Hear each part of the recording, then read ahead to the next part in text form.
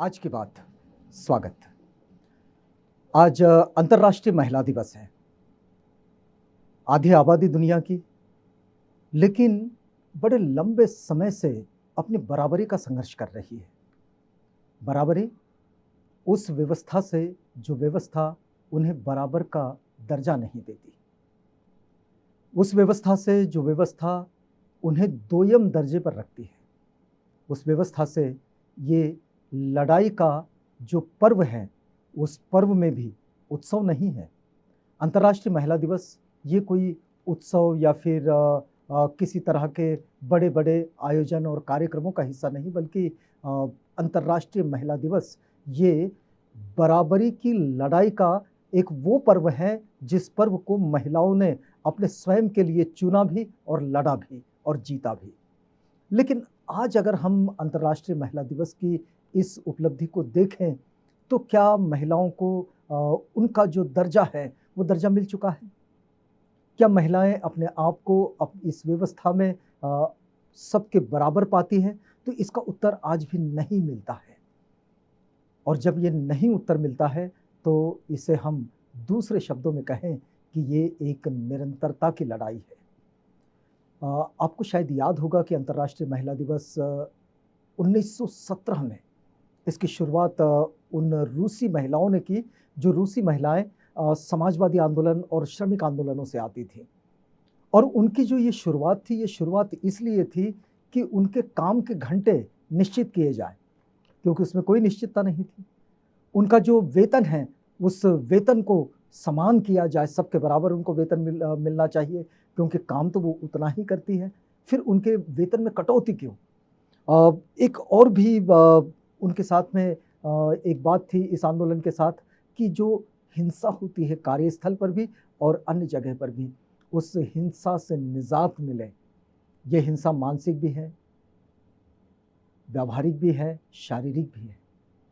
और ये हिंसा से निजात मिले, इसके लिए ये आंदोलन, लेकिन जब ये रूस में ये आंदोलन शुरू हुआ तो इन्होंने रोटी और शांति, मतलब उनके आंदोलन का जो टाइटल था वो था रोटी और शांति। इसके लिए ये आंदोलन हुआ, ये आंदोलन चला भी, ये आंदोलन इस लड़ाई में महिलाओं की जीत भी हुई। और 1977 में संयुक्त राष्ट्र ने अंतर्राष्ट्रीय महिला दिवस को मान्यता दी कि इसे अंतर्राष्ट्रीय स्तर पर मनाया जाए और महिलाओं के सम्मान में इस दिवस को समर्पित किया जाए। उस वक्त यूएन के कुछ गाइडलाइंस भी आए और ये भी तय हुआ कि महिलाओं का जो सम्मान है, उनकी जो गरिमा है, उस गरिमा को समझा जाए और उसे नोटिस करके उसे आचरण में लाया जाए, ताकि उनके स्वाभिमान का, उनकी गरिमा का सम्मान हो। ये जो बात है ये भारतीय संविधान के प्रियम्बल में भी मिलती है, जब हम हर एक व्यक्ति की गरिमा का सम्मान करने की बात करते हैं। लेकिन हम अगर हमारे यहाँ की स्थिति देखें तो हर दिन आप अखबार उठाकर देख लें, कहीं ना कहीं आपको महिलाओं के उत्पीड़न की और उनके हिंसा की खबर पढ़ने को मिलेगी। और इसलिए वो जो आंदोलन महिलाओं के सम्मान में शुरू हुआ, हम आपको फिर याद दिलाते हैं कि ये कोई उत्सव नहीं है, बल्कि ये एक आंदोलन है, अंतर्राष्ट्रीय महिला दिवस। और ये जब शुरू हुआ तो इसके 3 रंग तय किए गए। एक शुभ्र सफेद रंग, इसके साथ जुड़ा हुआ एक हरा रंग, और तीसरा एक बैंगनी रंग। और इन 3 रंगों के साथ महिलाओं के इस सम्मान को आगे बढ़ाया गया अंतर्राष्ट्रीय स्तर पर। और इस बार 2023 में इसकी थीम है डिजिट ऑल। डिजिट ऑल, और इसके साथ जुड़ता है innovation and technology for gender equality. और इसके साथ ये इस वर्ष की थीम है। इसके पीछे की एक मान्यता भी है, और मान्यता यह है कि यूनाइटेड नेशन ने एक सर्वे किया और इस सर्वे में उन्होंने पाया कि पुरुषों की तुलना में 259 मिलियन कम महिलाएं इंटरनेट का इस्तेमाल करती है पूरी दुनिया में। और इसलिए डिजिट ऑल की इस थीम के साथ इस बार अंतर्राष्ट्रीय महिला दिवस में लोग आगे बढ़ रहे हैं। और ये केवल महिलाओं के ही सम्मान के लिए महिलाओं ने मनाया जाने वाला पर्व नहीं, बल्कि पुरुष और महिलाएं दोनों ने मिलकर मनाए जाने वाला ये पर्व है। क्योंकि आप देख सकते हैं कि हम सब तरफ में अगर इस बात को देखें तो विज्ञान का क्षेत्र है, गणित का क्षेत्र है, प्रौद्योगिकी का क्षेत्र है, या फिर हम कहें कि इंजीनियरिंग का क्षेत्र है। इस क्षेत्र में महिलाओं का प्रतिनिधित्व बहुत कम है। वहाँ ये प्रतिनिधित्व बहुत कम आता है। महिलाएं आती ज़रूर हैं लेकिन बहुत कम प्रतिनिधित्व है। इसे बराबरी का प्रतिनिधित्व होना चाहिए क्योंकि आबादी तो आधी है और इसलिए अंतर्राष्ट्रीय महिला दिवस के ये भी मायने आते हैं। अभी अगर हम इसके उद्देश्य को अगर समझ रहे हैं कि अंतर्राष्ट्रीय महिला दिवस किस उद्देश्य से मनाया जाता है, तो इसका उद्देश्य तो यही है कि भाई महिलाओं के लिए बराबरी का दर्जा प्राप्त करवाना। तो इसका मतलब वो दर्जा नहीं मिलता है, इसके लिए कोई प्रयास भी करते हैं।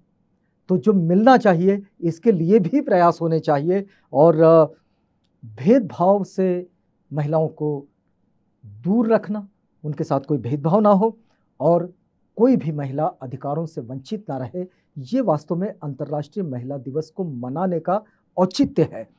लेकिन यदि हम बीते साल के आंकड़ों पर भी नज़र डालें, मतलब अगर 2022 के आंकड़ों पर नज़र डालें, तो हमारे यहाँ हम देखते हैं कि विभिन्न श्रेणियों में लगभग 30,900 केस दर्ज हुए और इन 30,900 मामलों में 23% मामले, मतलब महिला उत्पीड़न के, ये घरेलू हिंसा के हैं। जो स्वाभिमान से जीने के जो मामले हैं, मतलब जो हमारी बहनें, लड़कियां, महिलाएं, ये जो लिखी पढ़ी, थोड़ा आगे बढ़ी, उनकी समझ विकसित हुई, उन्हें पढ़ने का जब अधिकार मिला, सावित्रीबाई फुले ने इस कार्य को जब शुरू किए हमारे यहाँ भारत में, और आधुनिक भारत की जो पहली महिला शिक्षिका बनी और महिलाओं को पढ़ने की, बच्चियों को पढ़ने की जो व्यवस्था बनाई, तो उसके बाद जो व्यवस्था बनी, इसमें लड़कियां अपने लिए स्वाभिमान का जीवन भी मांगने लगी। और जब स्वाभिमान का जीवन मांगने लगी पढ़ी लिखी महिलाएं, तो देखिएगा ये मामले भी 31% मामले हैं। तो आप देखिएगा कि अंतर्राष्ट्रीय महिला दिवस को इस समय जब हम 2023 में मना रहे हैं तो स्थिति क्या है। और दहेज और विवाहित महिलाओं का जो उत्पीड़न है, इसके मामलों को अगर देखा जाए तो 15% मामले इसके भी रजिस्टर्ड हैं। तो इस पूरी स्थिति में दरअसल जो वास्तविक बात है वो ये है कि इससे अगर बाहर आना है, अंतर्राष्ट्रीय महिला दिवस पर यह संकल्प होना चाहिए कि हम जागरूकता को बढ़ाएं। और जागरूकता को बढ़ाने का मतलब ये है कि हम रूढ़िवादिता का विरोध भी करें। जो रूढ़िवादिता महिलाओं को दोयम दर्जे पर धकेल देती है, उसका विरोध भी करें। और जो पुरुष सत्ताक मानसिकता है, इसमें बदलाव होना बड़ा जरूरी है। और ये पुरुष सत्ताक मानसिकता का बदलाव, रूढ़िवादिता का विरोध और जागरूकता बढ़ाना, इन सब कामों में महिलाओं की भागीदारी भी उतनी ही होनी चाहिए जितनी पुरुषों की भागीदारी है। और ये भागीदारी जागरूकता के साथ, जागरूकता बढ़ाने के कार्यक्रम के साथ अगर बढ़ती है तो फिर हम अंतर्राष्ट्रीय महिला दिवस के इस पर्व का हिस्सा बनते हैं। आज 8 मार्च है और 8 मार्च प्रसिद्ध गीतकार और उर्दू के सशक्त हस्ताक्षर साहिर लुधियानवी जी का जन्मदिन भी है। तो साहिर लुधियानवी जी जो कि एक ऐसे संजीदा गीतकार और कवि रहे हैं और नगमाकार रहे हैं, नज़्मकार रहे हैं, कि जिन्होंने इस आधी आबादी के मान और सम्मान पर कई रचनाएं की हैं। लेकिन उनकी एक रचना जो इस वक्त आज उनके जन्मदिन पर उनको समर्पित करते हुए और उनको याद करते हुए भी आप तक पहुंचाते हैं। साहिर लुधियानवी लिखते हैं कि औरत ने जन्म दिया मर्दों को, मर्दों ने उसे बाजार दिया। साहिर लुधियानवी अब्दुल हमीद ही इस बात को लिखते हैं सन 1921 में जन्मे 8 मार्च को, और लिखते हैं कि औरत ने जन्म दिया मर्दों को, मर्दों ने उसे बाजार दिया, जब जी चाहा मसला कुचला, जब जी चाहा दुत्कार दिया। फिर आगे लिखते हैं साहिर की, तुलती है कहीं दीवारों में, तुलती है कहीं दीवारों में, बिकती है कहीं बाजारों में, ये वो बेइज्जत चीज है। स्त्री के लिए ये बात साहिर लुधियानवी लिखते हैं कि ये वो बेइज्जत चीज है जो बढ़ जाती है इज्जतदारों में। लोग अपने इज्जत को संभालते संभालते जब इस इज्जत का ही बंटवारा कर देते हैं, तो साहिर इस पर लिखते हैं कि मर्दों के लिए हर जुल्म रवा, मर्दों के लिए हर जुल्म रवा, औरत के लिए रोना भी खता, और मर्दों के लिए हर ऐश का हक, मर्दों के लिए हर ऐश का हक, औरत के लिए जीना भी सजा।